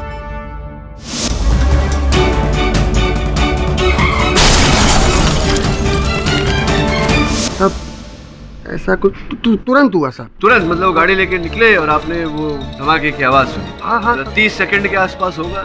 हाँ। 1 मिनट मिस्टर पाठक, तो फिर मुझे ये बताइए कि ये माइथॉक्सिन ये स्ट्रिप में आया कैसे? मिस्टर देसाई, अभी हेमांग जी की हत्या माइथॉक्सिन के कारण हुई या कुछ और? माइथॉक्सिन स्ट्रिप में मेरी मुवक्किल ने रखा या किसी और ने, यही तो प्रश्न है। इसीलिए मैं कहता हूँ हमेशा कि जो दिखता है वो होता नहीं, जो होता है वो दिखता नहीं। हो सकता है इस केस में जो दिख रहा है वो ना हो और जो नहीं दिख रहा है वही हो। इसी कुछ समझे आप? हाँ? नहीं, मतलब समझे या नहीं समझे? नहीं, वैसे आपकी बातों से 2 बात समझ में आ गई मुझे। अच्छा, 2 बातें? हाँ, 2 बातें। एक पहली ये कि मिस्टर हेमांग की मृत्यु शायद इस माइथॉक्सिन की वजह से नहीं हुई है, और दूसरी बात ये कि कोई और भी है जो उसे मारना चाहता था। क्या बात है मिस्टर देसाई, क्या बात है। योर ऑनर, मैं समर्थन देता हूँ मिस्टर देसाई की दलील को। समर्थन देते हुए मैं माधव जी को कटघरे में बुलाने की अनुमति चाहता हूँ। अनुमति है। हेमांग जी प्राय आते थे आपके रेस्टोरेंट में? जी साहब, पिछले 1 साल से तो आते थे, हफ्ते में 1-2 बार। अच्छा, और जब आते थे तब उनका कोई निश्चित मनपसंद स्थान था बैठने का या जहाँ स्थान मिल जाए वहीं बैठ जाते थे? नहीं साहब, उनका एक फिक्स टेबल हुआ करता था, मैं ही चुने दारू सर्व किया करता था। दुर्घटना वाली थी जब वो आपके रेस्टोरेंट में आए और बैठे और आप उन्हें मदिरा परोस रहे थे। आपने उन्हें अपने दूरभाष यंत्र पर, अपने फोन पर किसी से वार्तालाप करते हुए सुना था। बड़े क्रोध में, गुस्से में थे वो, किसी से बात कर रहे थे। नहीं, देखिए, केवल आपने नहीं, आपके अतिरिक्त कई लोगों ने वहाँ उन्हें देखा था क्रोध में बात करते हुए किसी के साथ। तो बेझिझक बताइए अदालत को, कैसा हुआ था या नहीं? हेमांग साहब किसी से फोन पर झगड़ा कर रहे थे। अच्छा। गुस्से में गाली भी दे रहे थे, यहाँ तक कि उन्होंने मारने की भी धमकी दी थी। तो जान से मार देने की धमकी भी दी थी? किसे धमकी दे रहे थे वो जान से मार देने की? अब उनको कैसे पता चलेगा साहब? अभी देखिए, मुझे पता चल चुका है। वो भी जरा सी सहायता मिली आप ही के दूरभाष यंत्र की सूची से, आपके मोबाइल फोन रिकॉर्ड से। ये देखिए, आप ही का नंबर है ना ये? आश्चर्यजनक बात है माधव जी कि एक वेटर और ग्राहक के अतिरिक्त और भी संबंध था आपका हेमांग जी के साथ।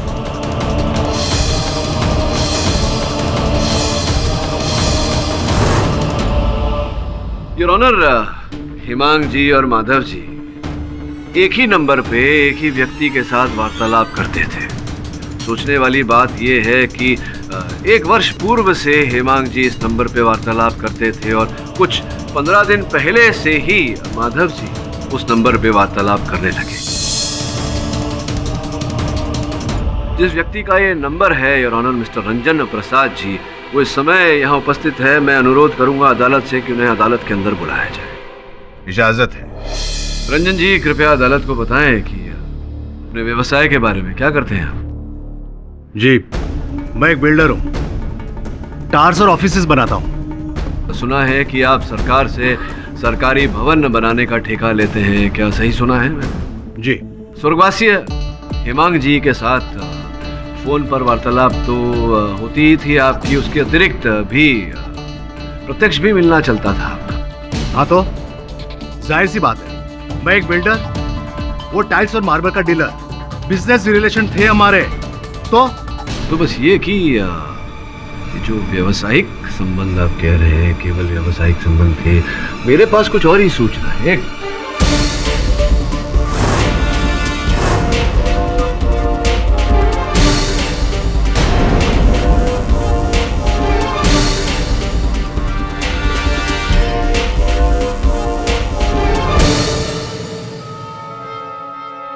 हाल में 15 लाख रुपए आपने दिए थे हेमांग जी को। कैसा बेहुदा सवाल है।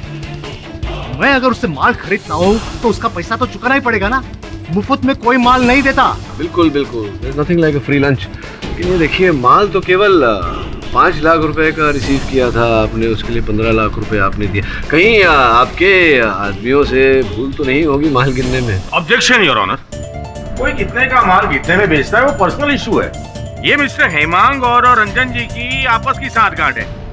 योर ऑनर, रंजन जी और हेमांग जी के बीच की साठगांठ में अदालत को विस्तार में वास्तविकता में हेमांग जी मार्बल और टाइल के व्यापारी थे ही नहीं, वो रंजन जी के मोहरे थे।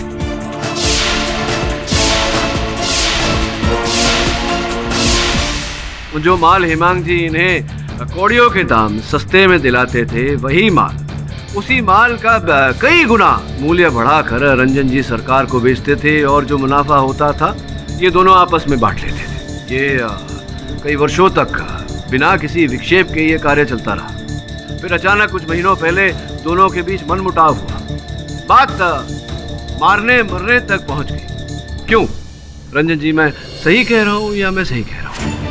जी, ऐसी कोई बात नहीं थी। अब धंधे में ऐसे छोटे मोटे मनमुटाव तो होते ही रहते हैं। अब इसका मतलब ये नहीं कि हेमांग को मैंने मारा है।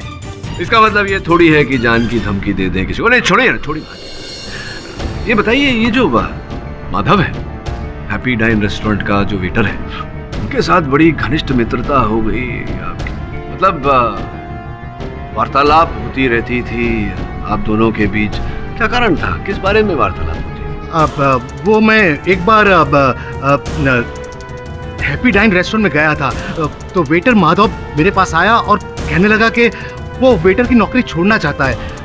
कोई अच्छी नौकरी हो तो मैं उससे बताऊं, इसलिए मैंने मेरा फोन नंबर उसे दिया। आपने केवल उसे नौकरी नहीं दिलाई, आपने उसे ये कितने, 1 मिनट में देख लूं जरा, 5 लाख रुपए भी दिया आपने उसे। 5 लाख रुपए, क्या बात है। मतलब इतना उपकार आपका एक वेटर पे, आपने न केवल उसे नौकरी ढूंढ के दी, आपने 5 लाख रुपए उसके अकाउंट में ट्रांसफर भी किए। क्यों?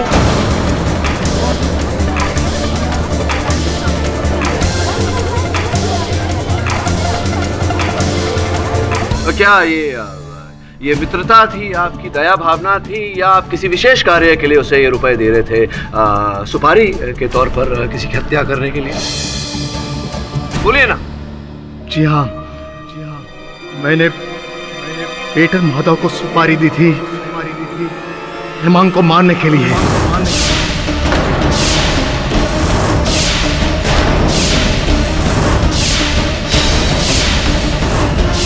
हेमांग ने मेरा जीना हराम कर दिया था। सरकार को हम उल्लू बनाने के बाद जो प्रॉफिट होता था उसमें 50-50 बांट लेते थे, लेकिन उसने मेरे से 80% मांगे। हेमांग, ये मत भूलो कि ये काम मैं और तुम साथ में कर रहे हैं, इसलिए इन पैसों पे मेरा भी बराबर का हक बनता है। हक? रंजन प्रसाद, तो कहां जाके हक जिताओगे? पुलिस स्टेशन में या जेल में बैठकर? नहीं, घबराने की कोई बात नहीं। तुम कहो तो मीडिया को बता देते कि रंजन प्रसाद जी कितने का पैसा लेते हैं और कितने का मटेरियल डालते हैं। ये तो मेरी कंपनी के नाम से जाता था ना, बदनामी मेरी होती। मजबूरन मुझे उसे 80% देने पड़े और कोई रास्ता नहीं था मेरे पास। रास्ता मिलता ही आपने उसे रास्ते से ही हटा दिया।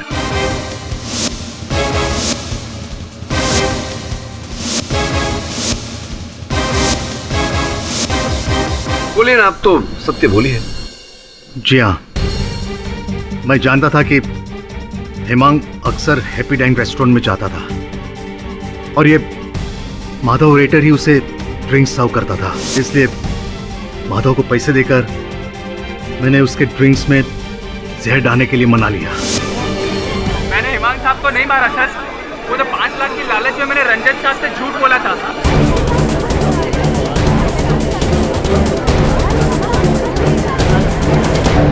साहब, ये सच है कि मैंने हेमांग साहब के ग्लास में जहर मिलाया था, लेकिन उस ग्लास में से दारू पीने से पहले उन्होंने गुस्से में आकर वो ग्लास तोड़ दिया था साहब।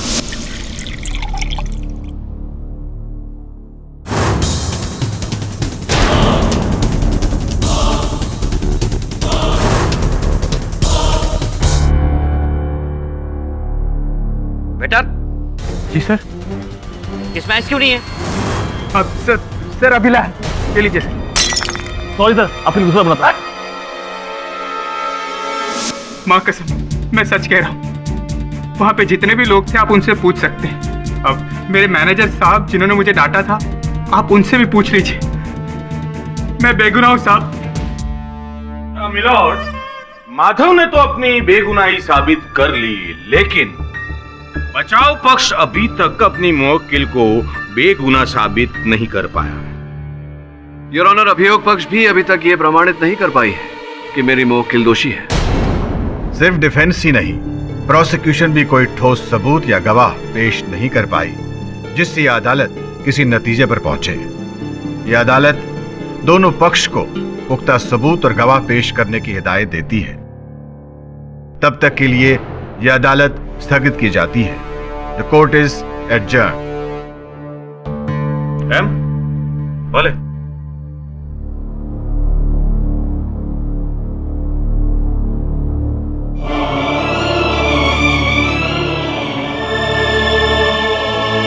शालिनी जी के मन में कोई ऐसी बात दबी है जो मैं पढ़ नहीं पा रहा। बस अब अगर शालिनी दीदी बोलेंगी नहीं तो अपन उनकी मदद कैसे कर सकते हैं? तुझे शालिनी के घर जाना होगा। शालिनी दीदी के घर? पर वो क्यों? क्योंकि वो हेमांग का भी घर था। लेकिन हाँ सर, लेकिन मुझे वहां ढूंढना क्या होगा? सर मुझे सवाल ही नहीं पता और आप मुझे जवाब ढूंढ कर लाने को कह रहे हैं। कभी कभी उल्टा भी सोचना चाहिए। तू वहां से मुझे उत्तर ला कर दे, मैं उन उत्तरों को उनके तद अनुप्रिय सवालों के साथ जोड़ूंगा, प्रश्नों के साथ जोड़ूंगा। समझिए? Hi sir. क्या ले आए? सर कौन सी चीज इंपॉर्टेंट है कौन सी नहीं कुछ समझ में नहीं आ रहा था, इसलिए सब कुछ ले आया। हत्या किसने की, कैसे की गई और क्यों की गई? अगर इन वस्तुओं में से एक भी प्रश्न का उत्तर मिल गया तो इस केस की अगली कड़ी तक पहुंच जाएंगे। सर ये देखिए, हेमांग जी और उनकी नई गाड़ी। वैसे पति की नई गाड़ी खरीदने पर शालिनी जी के मुख पर इतनी प्रसन्नता नहीं दिख रही। इतना मार खाने के बाद कोई कैसे खुश रह सकता है सर? बेचारी शालिनी दीदी। ये क्या है? कृपा गाड़ी में एयर फ्रेशनर लगा रही है। इनके मुख पे अधिक प्रसन्नता दिख रही है।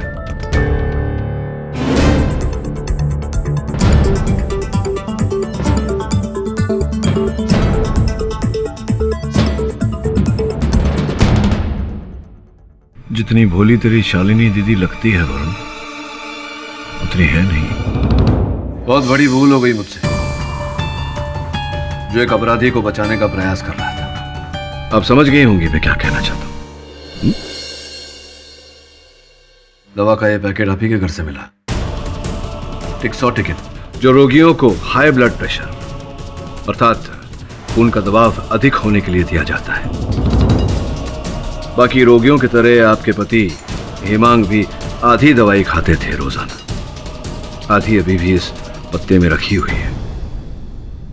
जांच करने पर पता चला कि यह दवा टिक्सोटिकिन नहीं, रैपिड्रिन है।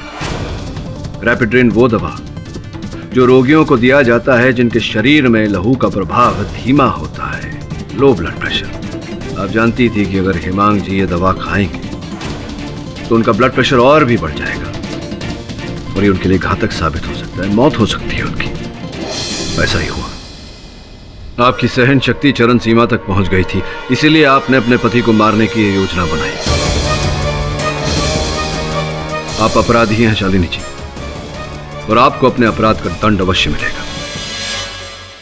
चल वरुण। मैं अपराधी नहीं हूं और ना ही मुझे मौत का डर है। शादी के बाद 1 साल से मैंने हर पल मर मर कर जिया है। जिस रात हेमांग की मौत हुई उस दोपहर भी उसने मुझे बहुत मारा, बहुत पीटा, बहुत गालियां दी मुझे और मेरे बापू को, मेरी मरी हुई माँ को। उनका क्या कसूर था? सही कह रहे हैं आप, बात सच में सहन शक्ति से बाहर पहुंच गई थी। और मुझे मुक्ति चाहिए थी। तलाक लेती तो गांव में बापू की बदनामी होती, तो ये रास्ता बचा था मेरे पास।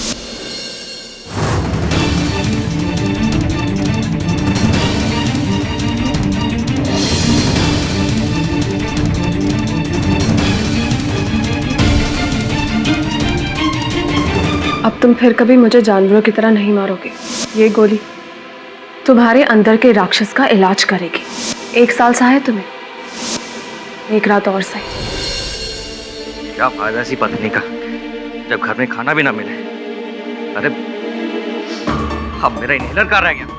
अरे आओ पनवती, मेरा इनहेलर लेके आओ। पता चला इसके चक्कर में होटल भी बंद हो गई, खाने को ना मिला कुछ। जल्दी आओ ना। अब दवाई है ना इसमें? मनहूस कहेंगे।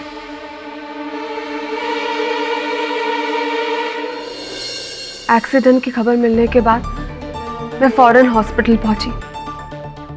इससे पहले कुछ समझ पाती पुलिस ने मुझे गिरफ्तार कर लिया था और मैंने अपने आप को अपने नसीब के हवाले कर दी। आप झूठ बोल रही हैं। आपने पूरी गोली बदल दी थी। घर से निकलने से पहले हेमांग जी ने आधी गोली खाई और आधी गोली पैकेट में रख दी। मैंने आधी गोली ही रखी थी। सच बोल रही हैं ये वरुण। अगर पूरी गोली रखनी होती तो पत्ते के पीछे का फॉइल तोड़ना होता, लेकिन ये टूटा हुआ नहीं है, आधी गोली रखी थी इन्होंने।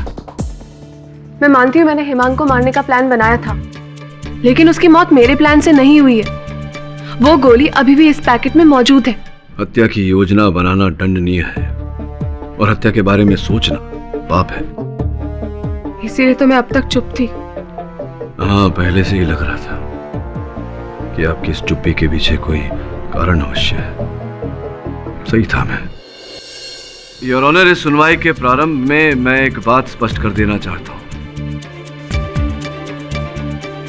मेरी मुवक्किल शालिनी जी ने अपने पति को मारने का षड्यंत्र रचा था।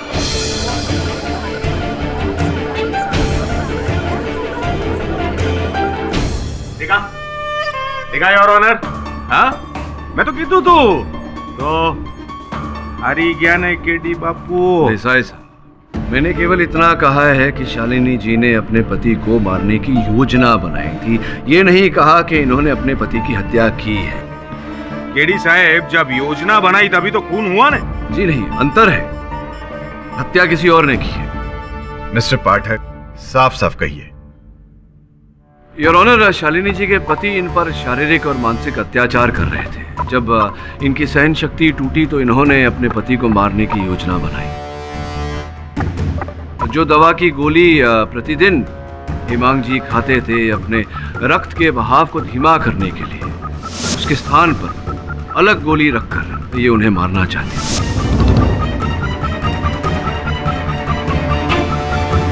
लेकिन वास्तविकता ये है योर ऑनर कि उस गोली के कारण उनके पति की मृत्यु नहीं हुई। पापी हत्यारन, तू मेरे भाई को मारना चाहती थी, तुझे तो जलती आग में धकेल देना चाहिए। ऑर्डर ऑर्डर, बैठ जाइए आप। योर ऑनर, शालिनी जी निर्दोष हैं ये साबित करने के लिए, प्रमाणित करने के लिए मेरे पास साक्षी भी हैं और साक्ष्य भी। मिस्टर पाठक, आप जानते हो खूनी कौन है? जी योर ऑनर, मैं भी जानता हूं और शालिनी जी भी जानती है।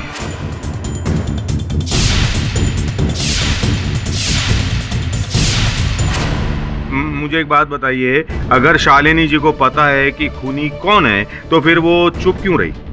और चुप रही योर ऑनर तो उसमें उनका फायदा क्या? योर ऑनर, जिस दुकान से शालिनी जी अपने पति के लिए दवा मंगवाती थी, उस दुकान के डिलीवरी बॉय राजू को मैं कटघरे में बुलाने की अनुमति चाहता हूँ। राजू भाई, जिस दुकान से शालिनी जी दवा मंगवाती थी, आप उसी दुकान में काम करते हैं? जी सर। तो जब जब शालिनी जी दवा मंगवाती थी, आप ही दवा पहुंचाने जाते थे इनके घर?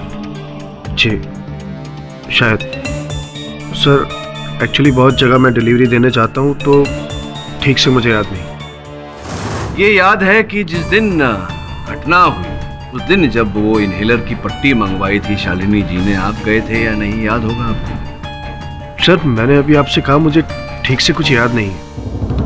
ये तो अवश्य याद होगा कि आप किस प्रांत के वतनी हैं? गुजरात। गुजरात में कहाँ? जामरावल गांव। जामरावल गांव, अरे अद्भुत बात है। शालिनी जी भी वहीं की है।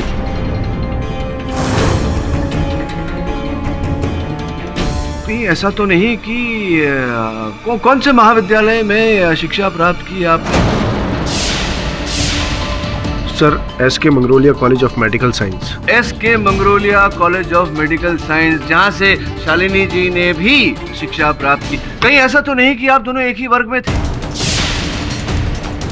कहीं ऐसा तो नहीं राजू भाई कि आपने 2 साल पश्चात ही पढ़ाई छोड़ दी हो और उसी महाविद्यालय से शालिनी जी ने अपनी डिग्री प्राप्त की हो? क्या सत्य है? आप कहना क्या चाहते हो मिस्टर पाठक? अदालत को ये बताना चाहता हूँ योर ऑनर कि राजू जी और शालिनी जी एक ही प्रांत के हैं। दोनों एक ही विद्यालय में एक साथ पढ़ते थे, एक ही वर्ग में। दोनों के बीच में प्रेम प्रकरण चल रहा था, किंतु शालिनी जी के परिवार को यह संबंध स्वीकार नहीं था।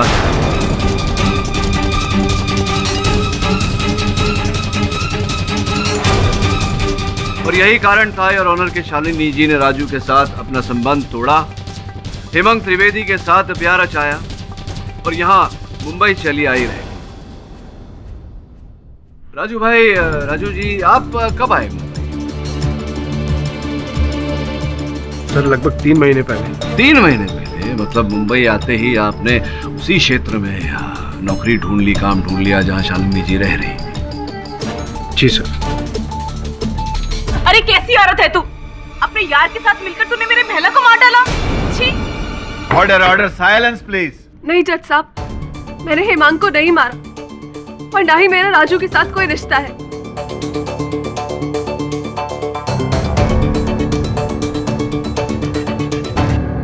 जब राजू पहली बार मेरे घर आया था तब भी मैंने उसे यही कहा था कि अब उसका और मेरा कोई रिश्ता नहीं और वो यहाँ से चला जाए।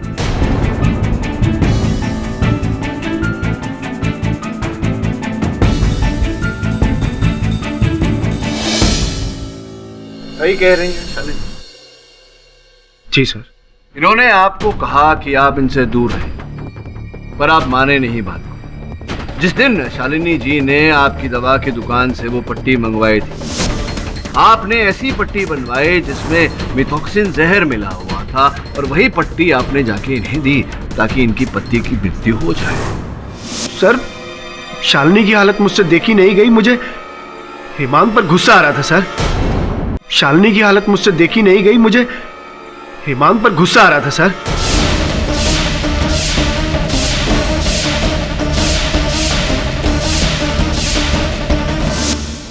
शालू, ये तुम्हारी दवाइयाँ। शालू, ये सब क्या है? तुम्हारा पति आदमी है, जानवर है? राजू जाओ यहाँ से। अरे मार डालेगा तुम्हें एक देने से। तुम चलो मेरे साथ, चलो चलो ना। देखो मेरी बात सुनो, मैं प्यार करता हूँ तुमसे, तुम भी मुझसे प्यार करती हो ना? राजू तुम जाओ यहाँ से। मेरे सवाल का जवाब नहीं, तुम समझो। शादीशुदा में अब भूल जाओ मुझे। राजू दोबारा यहाँ पर मत आना, तुम्हारा मेरा कोई रिश्ता नहीं है। चलो एक बार मेरी बात सुनो, सुनो ना। सर, मैं शालू से प्यार करता हूँ, बस इसीलिए उसे बचाना चाहता था सर। लेकिन आपने तो फंसा दिया शालिनी जी को। मतलब आप हत्या करने के बाद पुलिस के सामने आत्मसमर्पण भी कर सकते थे, लेकिन ये जानते हुए कि शालिनी जी पर हत्या का आरोप लगा है, आपने ऐसा नहीं किया। यही है प्रेम, प्यार आपका। लेकिन शालिनी को जब यह पता था तो ये चुप क्यों नहीं? क्या बताती मैं जज साहब, यही कि मेरा पुराना प्यार मेरे पति का हत्यारा है।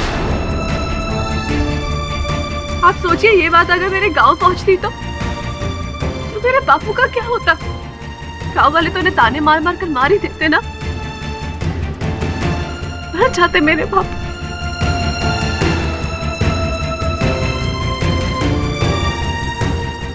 मर जाते वो। सर, मुझसे गलती हुई है, मैं मानता हूँ। योर ऑनर, राजू अदालत में अपनी भूल मान चुका है और मैं राजू की बात से सहमत हूं कि ये हत्या उसने नहीं की, क्योंकि हिमांग जी की मृत्यु मिथॉक्सिन विष के कारण नहीं हुई है। ये शुवलिया, तो फिर किसकी वजह से हुई है? किसने मारा है उन्हें? मिलोड, ये एक मर्डर का केस है और मिस्टर केडी अपनी मुवक्किल को बचाने के लिए मनगढ़ंत कहानी बना रहे हैं। आपके पास शालिनी के खिलाफ कोई सबूत या गवाह है?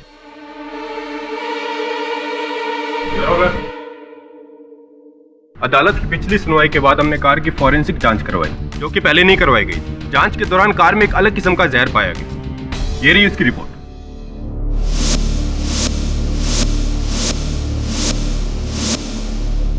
जैसा कि मैंने पिछली सुनवाई में स्पष्ट किया था योर ऑनर कि हिमांग त्रिवेदी जी की मृत्यु मिथॉक्सिन जहर के कारण नहीं योर ऑनर,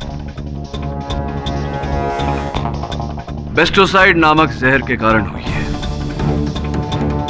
वो जहर जो केवल 30 सेकंड में अपना काम कर जाती है।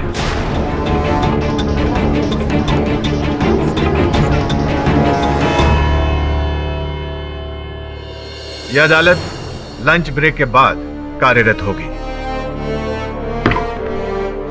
जब लग रहा था कि केस अब सॉल्व हो जाएगा, तभी केस ने नया रुख ले लिया। 30 सेकंड में मौत हो जाए, ऐसा बेस्टोसाइड जहर हिमांग जी के शरीर में पहुंचा कैसे? 30 सेकंड उल्टी दिशा में सोचते हैं। ये बता कि मृत्यु से 30 सेकंड पहले हिमांग जी क्या कर रहे थे, कहाँ थे? अपनी कार में नहीं, शायद कार पार्किंग लॉट में थे।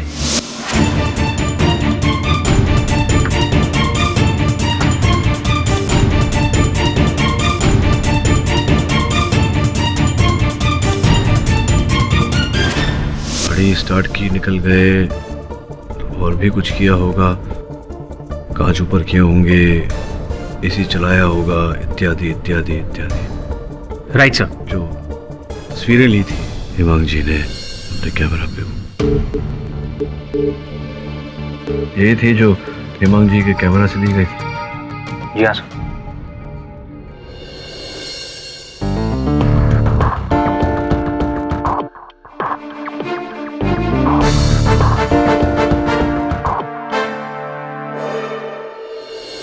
विचित्र बात है यार, एक व्यक्ति की हत्या करने के लिए 4 व्यक्ति तत्पर हो गए।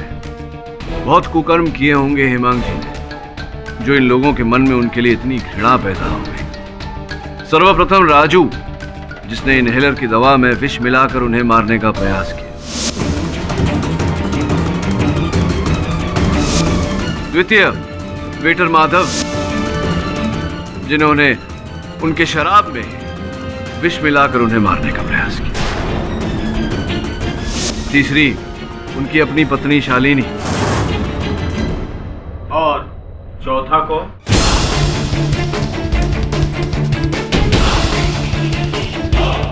और चौथा को?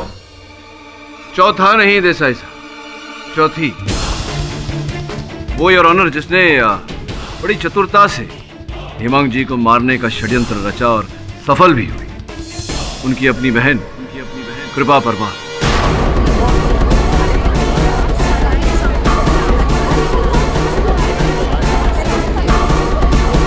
Order order, silence in the court please. मुझे क्यों?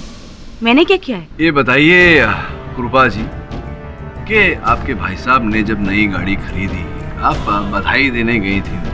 हाँ तो यूं ही गई थी खाली हाथ या भेंट इत्यादि उपहार इत्यादि लेकर गई थी? सॉफ्ट टॉयज दिए थे गिफ्ट में। आप देखना चुन चुन की चीजें लेके आई हूँ, सब सजा देती हूँ। सॉफ्ट टॉयज और तकिए भी दिए थे, हालांकि दो तकिए दिए थे। दो तकिए दिए जी।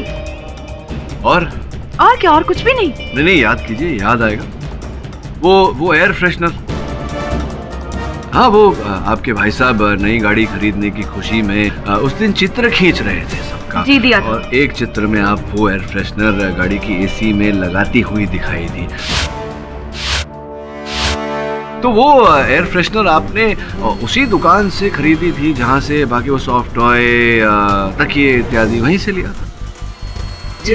तो उस एयर फ्रेशनर में आपने बेस्टोसाइड नामक जहर कहां से डाला?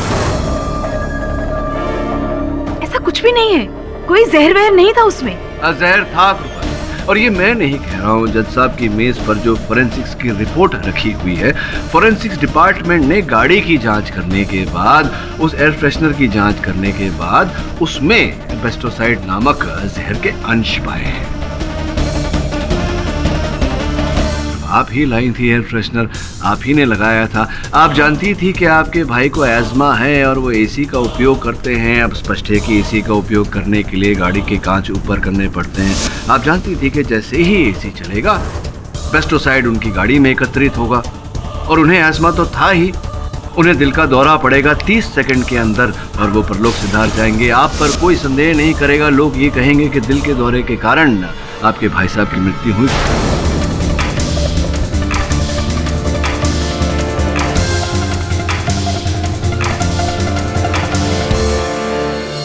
किंतु आप भूल गई कि दुर्घटना के बाद मृत शरीर का पोस्टमार्टम किया जाता है और जहर पाया जाएगा उनके मृत शरीर में, जिसके कारण हम सब यहाँ अदालत में एकत्रित हुए हैं। बड़ी चतुराई से आपने ये षड्यंत्र रचा, सफल भी।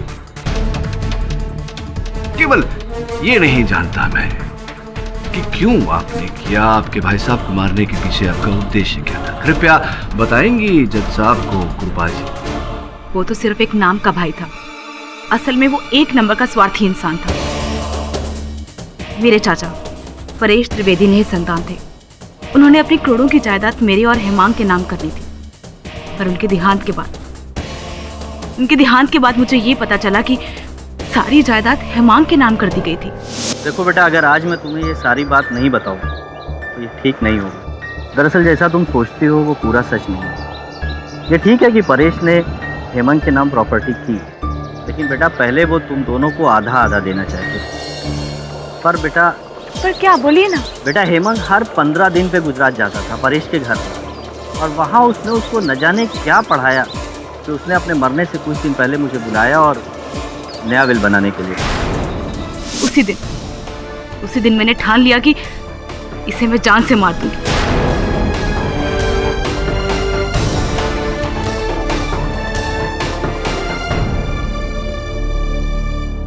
The defense, press. यह अदालत कृपा परमार को हेमांग त्रिवेदी की हत्या में दोषी पाते हुए उम्र कैद की सजा सुनाती है।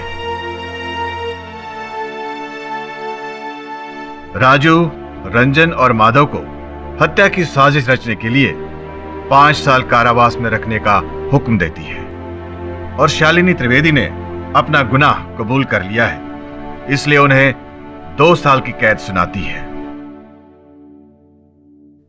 The case is closed.